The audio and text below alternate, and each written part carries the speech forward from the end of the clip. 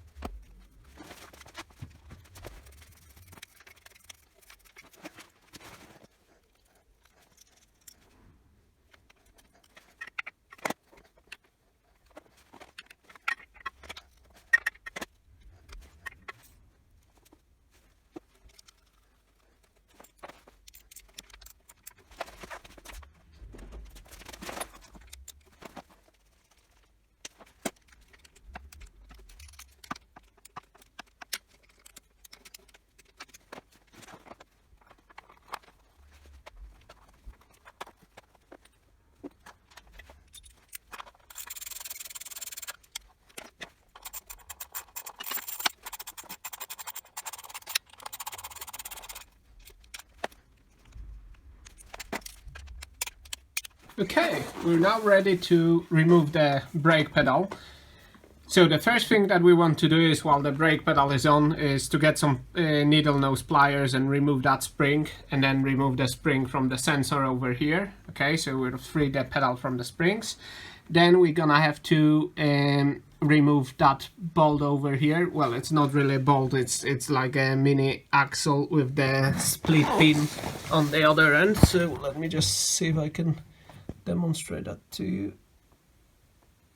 Yeah, so you've got a split pin over here, so we're gonna have to, you know, bend it backwards and then try to slide it out this way, or cut it off if you've got a replacement split pin. That's probably what I'm gonna do, or try to drag it out, but the access here is not great, so it might be easier to cut it, but see what works for you. And then once this is done and we're able to remove that little axle here, we're gonna have to remove that thing that holds the main axle through that hole. So I think you need to spread it apart on the other side and then pull this bit towards you to remove it, right? It's just a spring steel wire bend in a shape that slides into the groove that holds the axle, so it should be relatively straightforward.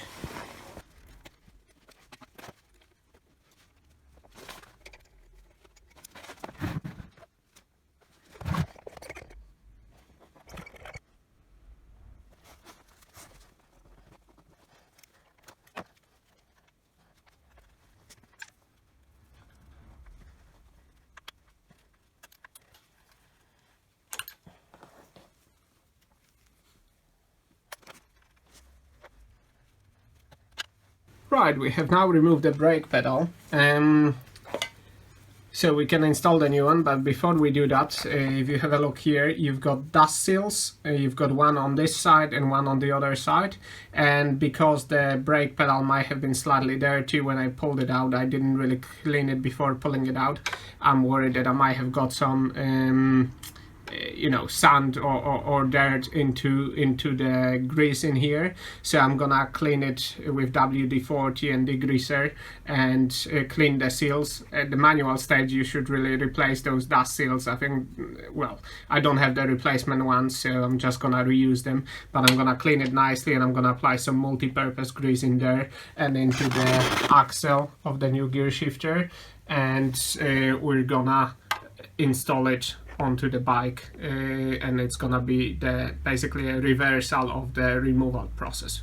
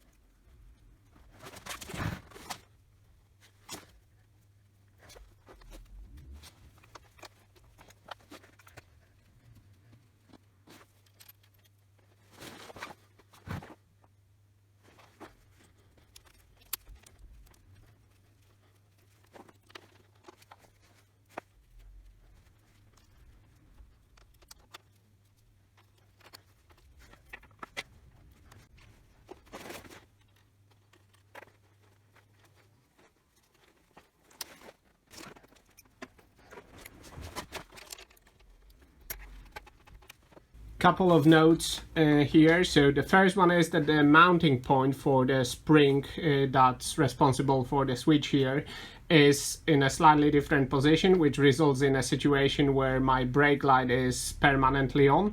So in order to mitigate that, we're gonna have to release the plastic over here and adjust the plastic nut on the switch, which hopefully you can see over here, in order to slide down the whole switch assembly down. And what it will do, it will give the spring a little bit more slack, meaning that when the brake pedal is not pressed, your brake light is off, and obviously when you start pressing it pulls the switch and the light it comes on. So that's what we're gonna do next. And the second comment I wanted to make, it's about the brake pedal position. So again, even with my stock brake pedal, I've changed the position from stock. I prefer it to be slightly higher.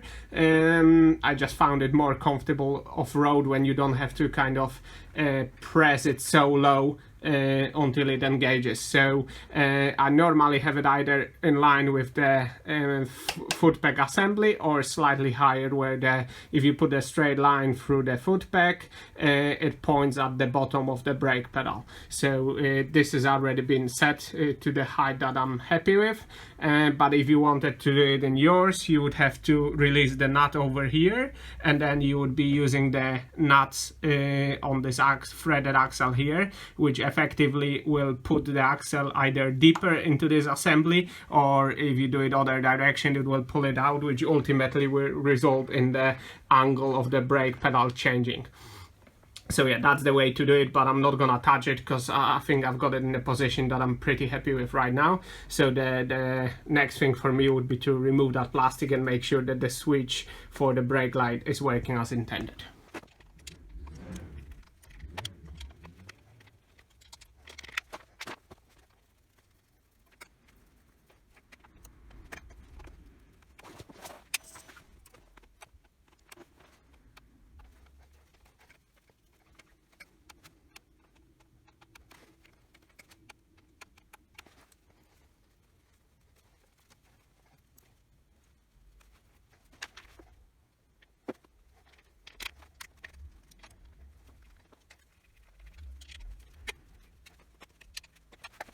Right, the brake pedal is now on, the switch has been adjusted so it functions properly. The last thing that we need to do is to anchor it to something. Obviously the stock didn't come with any anchors, so I'm gonna have to find an anchoring point. I'm a little hesitant to use one of those little bolts to do it, so I think I'm gonna try to remove that sump guard and attach it to the engine mounting bolt. That's M10, so that should be plenty strong for that, and I think that's the hole to accommodate M10 bolts. So we're gonna drop the bike off the stand, take the bike off the stand, and then try to attach that.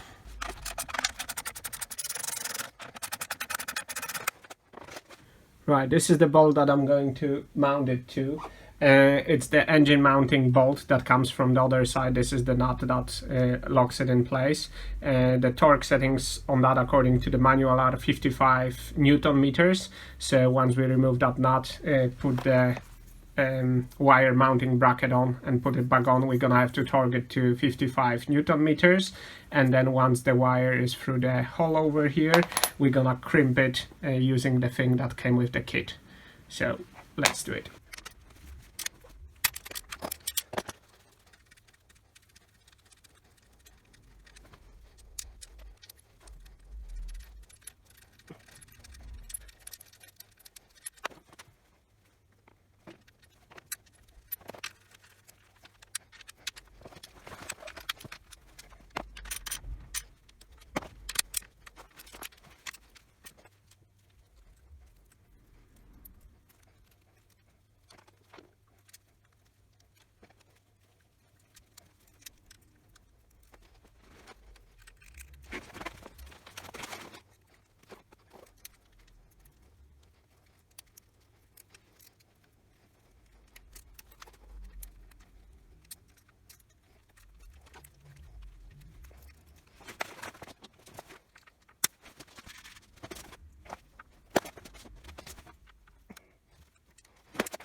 Right, as you can see, we've got the anchor in place. I've left enough slack in it to allow me to comfortably press the brake pedal all the way down, and the wire is not preventing me from doing so.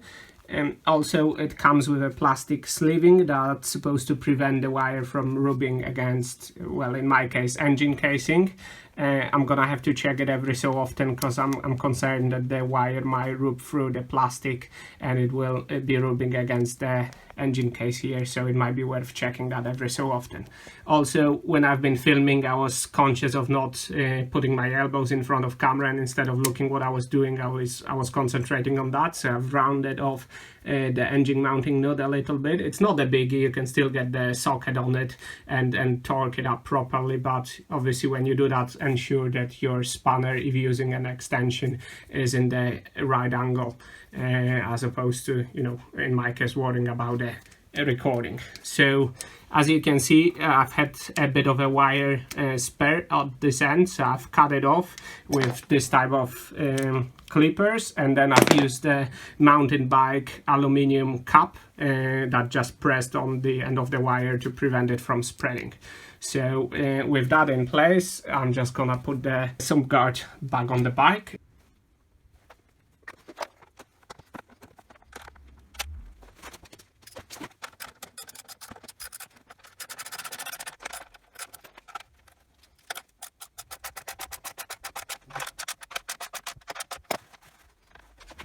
Right, as you can see, both the gear shifter and the brake pedal are now on the bike, and together with the anchor that we've installed here. So the whole installation procedure went relatively smooth. There is nothing too complex about it. If you have any comments or questions, please write them down in the comment section below the video, and I'll try to do my best to help you. Other than that, see you in the next video.